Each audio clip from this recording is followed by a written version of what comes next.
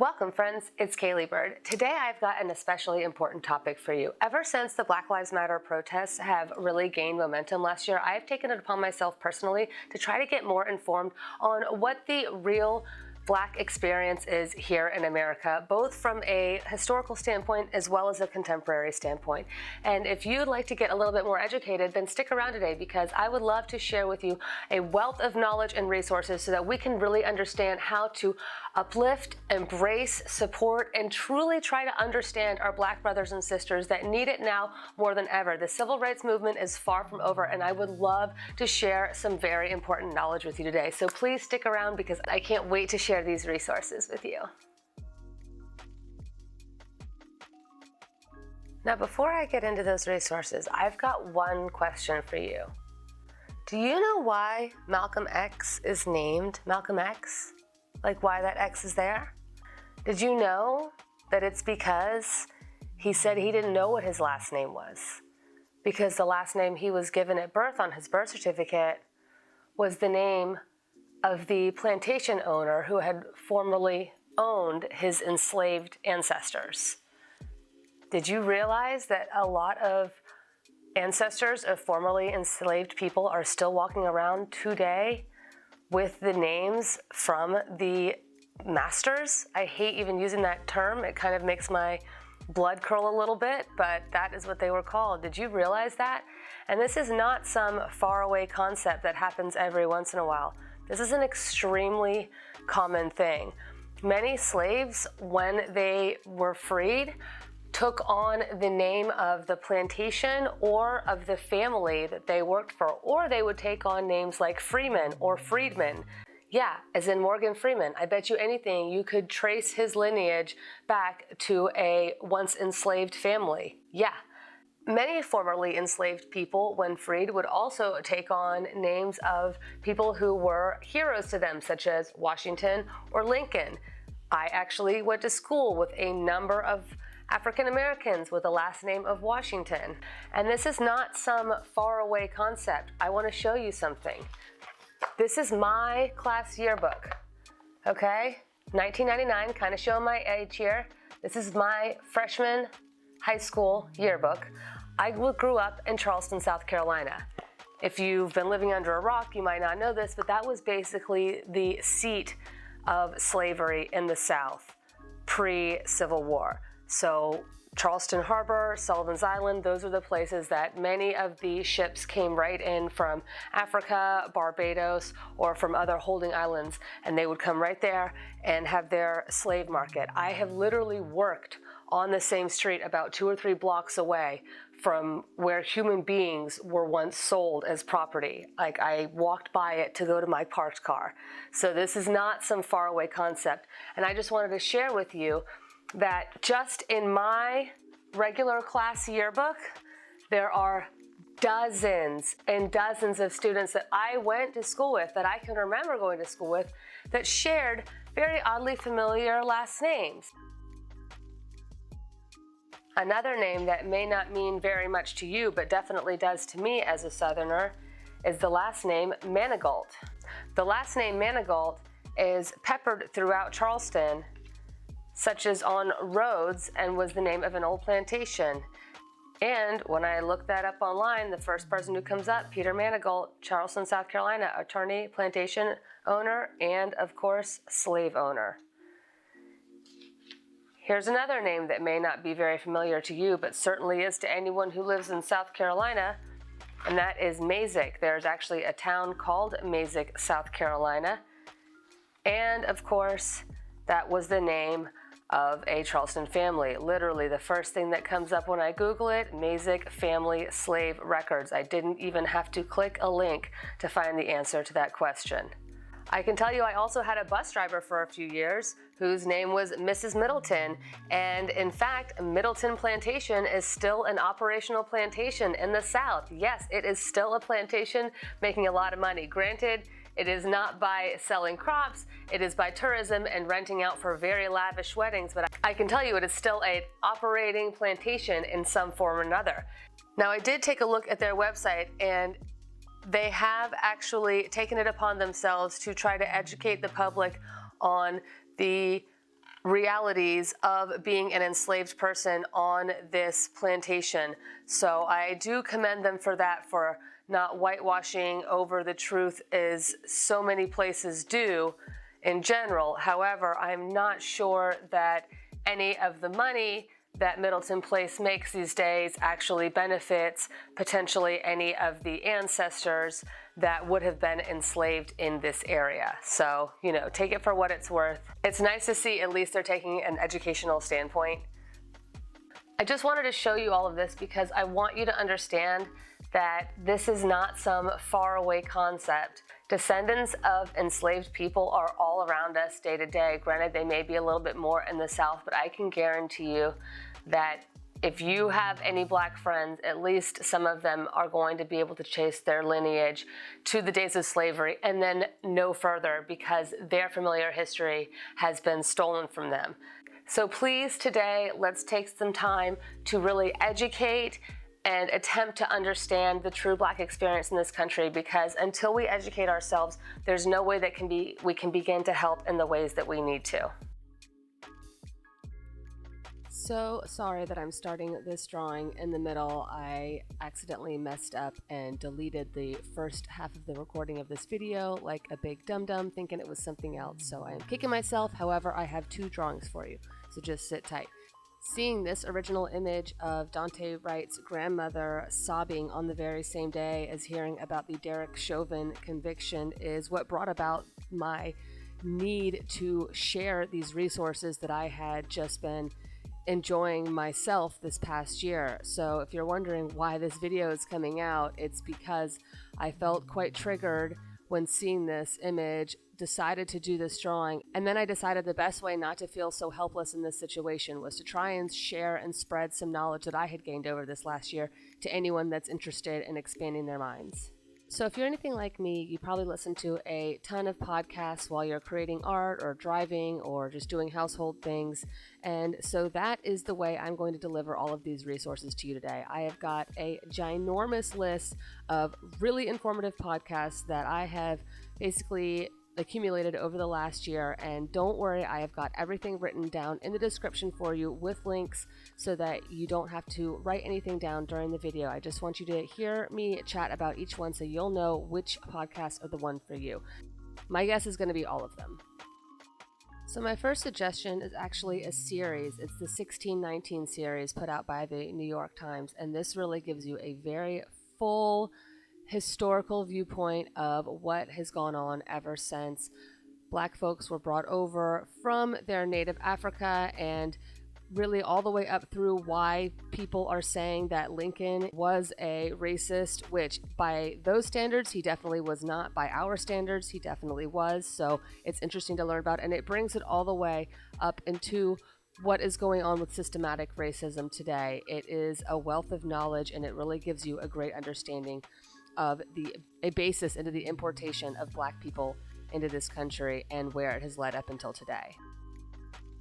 In a single episode called Policing in America on the podcast Throughline, they discuss that the origination of policing in America actually was the almost deputization of every white man in this country being allowed to stop and or detain any Black man on the basis of a potential, quote, runaway piece of property. They discuss that there's never been a clean break and restart in the policing since then, simply a bumpy transition from past societal norms until present ones.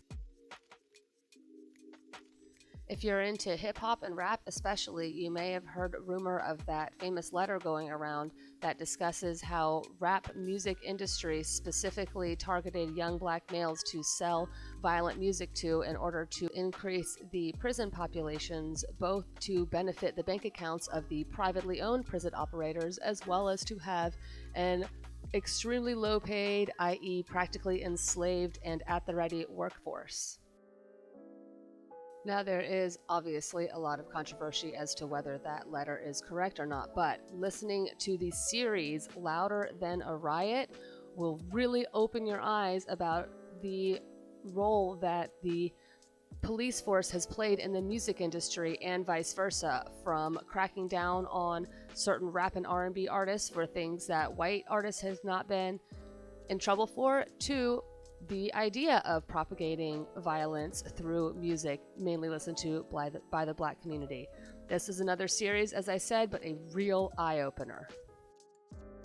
Now, you may be saying to yourself, okay, Kaylee Bird, thanks for the history lesson, but all you're talking about is things that happened hundreds of years ago, or potential criminals, or rappers. What about all the regular everyday folks? And you are absolutely right, because let's talk about just the regular everyday Black Americans and how they have been largely screwed out of generational wealth or even decent property values on the homes they do own. You may be familiar with a lot of property that was given to slaves after the Civil War in an act of reparations upon becoming freed people. However, due to heirs property laws and a myriad of pockmarked legalities that any blood-sucking attorney working on behalf of some property gluttonous billionaire can go in and practically steal the land right out from under Black landowners who may or may not even know that they have land passed down from their family.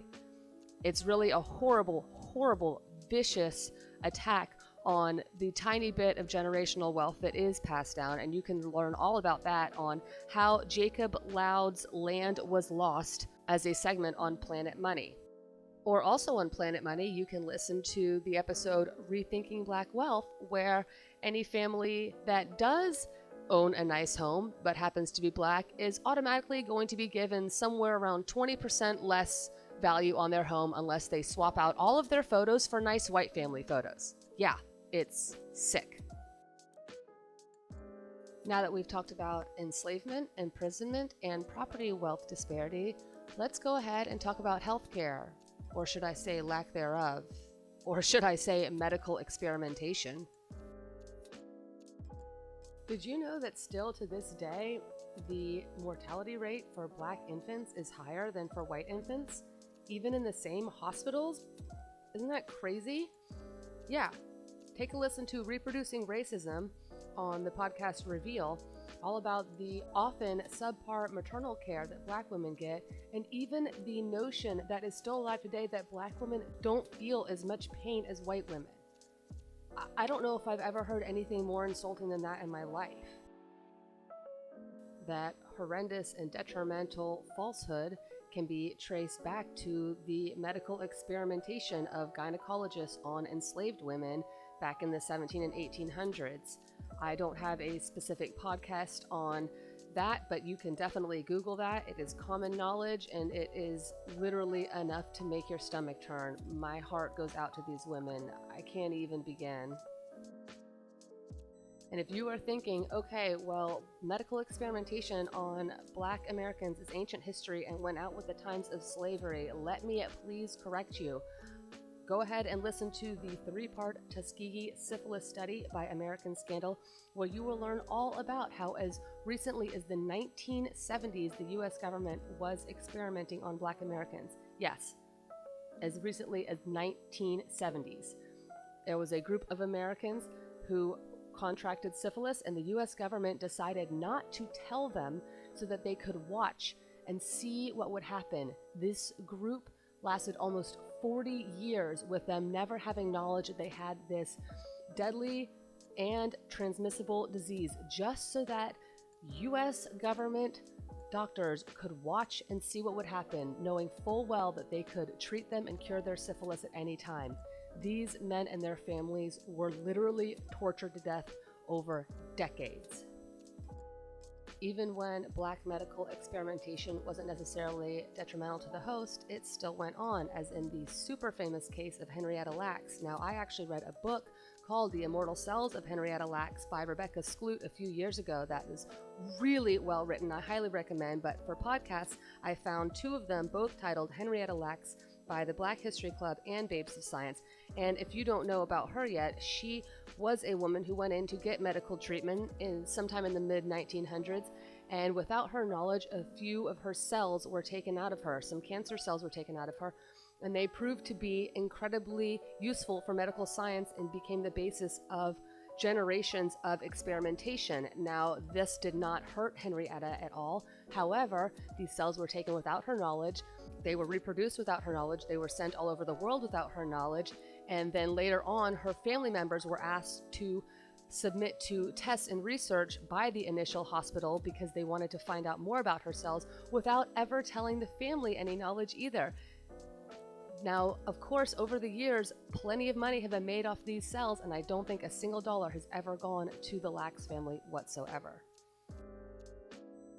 Through all that, there's still the mentality that Black folks just need to pick themselves up by their bootstraps and try a little harder. Okay, well, I will invite you to listen to The Real Black Panthers by Throughline, which discusses how the Black Panther movement was actually painted both by the US government and historically as a violent, dangerous organization that was trying to overthrow the government in some way. But in actuality, the Black Panthers' weapon of choice was knowledge.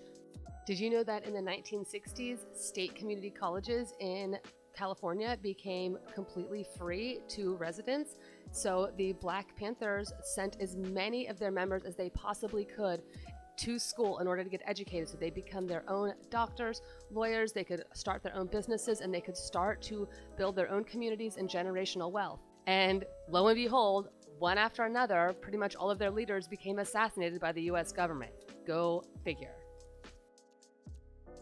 Now, the last thing I want to do is create a depressing video either for my Black viewers or for Black voice supporters such as myself.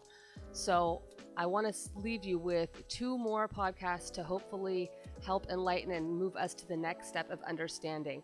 There's one called Monumental Lies on Reveal, which discusses the way that a lot of Black history and just this country's history is whitewashed over, and obviously the quote-unquote ugliest parts are negated from a lot of school curriculums, and it's important that we learn to do better by not making the same mistake as the past. And last but definitely not least, the New York Times series Nice White Parents, as well as the podcast Black Parents Take Control, Teachers Strike Back on Codeswitch, are both really instrumental in understanding that as Black voice supporters, what we need to not do is tell Black people how we're going to make things better. What we need to do is learn to shut up, listen, and assist. Because believe it or not, African Americans really can take care of themselves pretty well when given equal opportunities and access. And what we can do in order to support them is to educate ourselves on how to support. And how do we educate? By listening. Let me know in the comments below how today's video has affected you, and if you have any other good resources to share with the community, make sure to check the description down below. That is going to have a link and list to all of the podcasts I just discussed. I really hope you'll take some time in the next week or two while you're sitting in traffic or creating your own artwork to really have a listen so that we can all hopefully be on the right side of history one of these days.